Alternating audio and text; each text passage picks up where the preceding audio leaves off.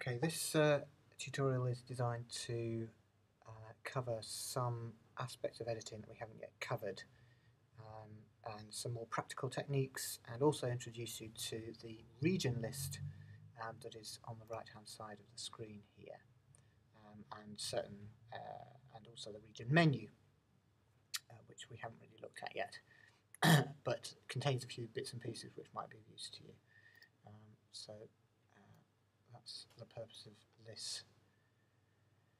Hopefully about 15 minutes worth of material. I've just managed to, actually the second time I'm doing this because the last time it crashed, but hopefully it won't do that this time.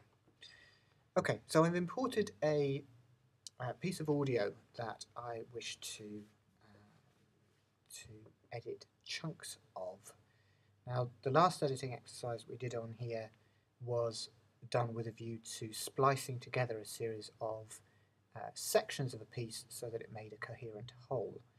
This time, because I think this is another application for which you might be using ProTools, is basically to isolate certain regions of a larger file that perhaps you've been in the studio.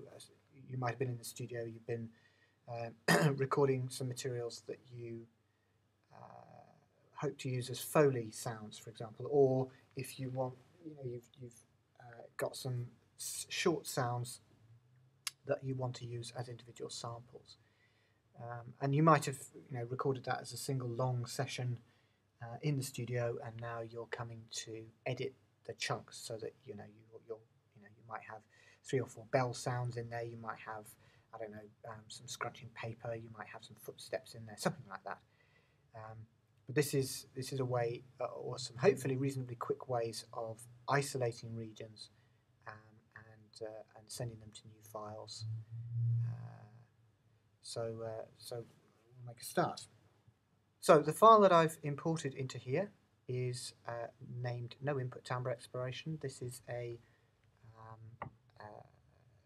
me messing about on a no input mixer, basically. And I just thought I'd use this because it means that I can isolate a few bits and pieces, and I could conceivably be wanted to use these in a composition, perhaps. So perhaps I might want to use this section here. I mean, obviously I'd be auditioning this in advance, but I'm just messing about here. So if I play that, you can hear it's a kind of periodic pulsating thing. I'm actually going to take a shorter section of that. Now, if I go to the edit menu, I can choose to, I could choose to trim the region to selection, and you can see a key command there is Command T. So I could do that, and it trims it so that I only have that region remaining. Now I could do that again, so I could choose another section and trim to that as well. So this time I use the key command, and I could keep doing that in order to find the regions that I want. That actually becomes a little bit laborious and annoying after a while. So instead, what I might want to do is to isolate a chunk that I want to use, and we'll say that that's about that long. And instead of trim, I can use separate region. And if I separate the region at selection, then it separates it, calls it a new name, but doesn't get rid of the remaining information. So I'd have to do that manually, which means that every single time I make a new, or I isolate a new section, I can do that again using a key command, Command E. So I do that, and I could choose this attack here. You can see they're rather loud. But anyway, so I could make a series of those. So there's another little attack there which I might conceivably want to use. Okay, so again, it's you have to kind of, as you're going along, get rid of the bits that you don't actually want. Otherwise, you're going to get confused between the bits you've edited that you want and the bits that you've edited that you don't. So I'm just going to delete the bits that I don't need, and I'm left with a series of regions which I've isolated. Now, if I select those, if I select all of them, you'll see in the region list that not all of them are highlighted, and that's because these ones that aren't highlighted are the kind of remaining bits, the odds and sods, which I don't, that I'm not using. And it may well be that I want to get rid of that, because you can see that as you do more and more editing, you're going to develop more and more clutter in your region list. So in a moment I shall show you how to get rid of some of that. But in the meantime, we'll go back to what we've got here. I'm just going to bunch these up a little bit but I mean, you wouldn't necessarily do this. There we go. Okay, just so I can zoom in a bit. Oops. So, having isolated these as regions, I might want then to convert them to new audio files. Now, one thing that we've already looked at in a previous tutorial is bouncing to disk, which I could do.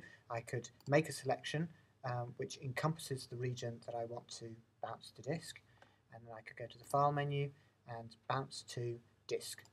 And then from that point, I would need to decide what I want to call it. Actually, no, not at this point, I beg your pardon. This is just the bounce window to tell you what format you want to bounce to. And here, if I wanted to save it to an interleaved stereo file, I could do that. But as it is, I'm going to leave it as multiple mono because I want to re-import that region that is becoming a sound file in its own right, if you like. I want to re-import that into my session. So I'll click on Import After Bounce, and then I'll click on Bounce. It comes up asking me what I want to call that. So I'll call it, I'll give it some initials, no input timbre exploration. So I'll call it night underscore region 1. Okay, so save that. And as before, it plays back the file in the process of kind of bouncing it to disk. And then because I've asked it to re-import that sound, I get this audio import options dialog that comes up. I want to re-import it to the region list. If I make a new track, then it's going to make a new track down here, which I don't want. So import it to region list and OK that. And here it is. So it's appeared in my region list. So I could do that for every single region. You can imagine that if I have to do this, then bounce it, then import, and then go through all the dialog boxes in order to get back into here, then go on to the next one, bounce that, etc., etc. It's going to get very laborious. So let's try a different way of